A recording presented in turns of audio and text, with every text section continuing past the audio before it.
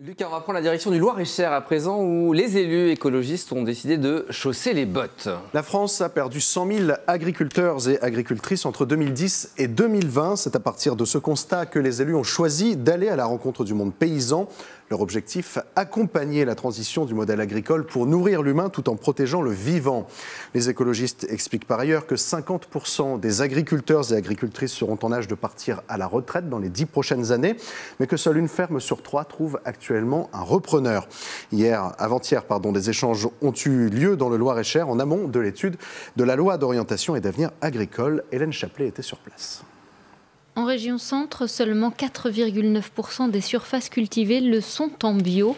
On est donc très loin des 25% voulus par l'Union européenne d'ici 2030.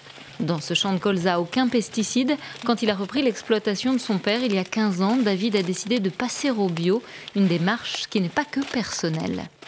Aider ou maintenir de la bio sur son territoire est bon pour tout le monde, pour le citoyen, mais également pour les coûts de la société en général sur la santé, sur le traitement de l'eau par exemple, sur les pollutions de l'air, sur la biodiversité et également sur l'emploi. Si on prend l'exemple de ma ferme, j'étais en conventionnel quand je me suis installé, j'étais seul sur l'exploitation. Aujourd'hui on est 4 sur la ferme, notamment grâce à cette conversion en bio. Cet été, ce colza sera transformé en huile et vendu en circuit court sur des marchés ou via des magasins bio. C'est ce que David explique d'ailleurs à ses visiteurs du jour. Des élus écologistes comme l'eurodéputé Claude Gruffat ou le député d'Indre-et-Loire Charles Fournier. Eux sont venus redire leur attachement à ce type d'agriculture aujourd'hui touchée par l'inflation, le dérèglement climatique et le manque de soutien de la part des institutions. Ça fait 80 ans qu'on aide l'agriculture polluante.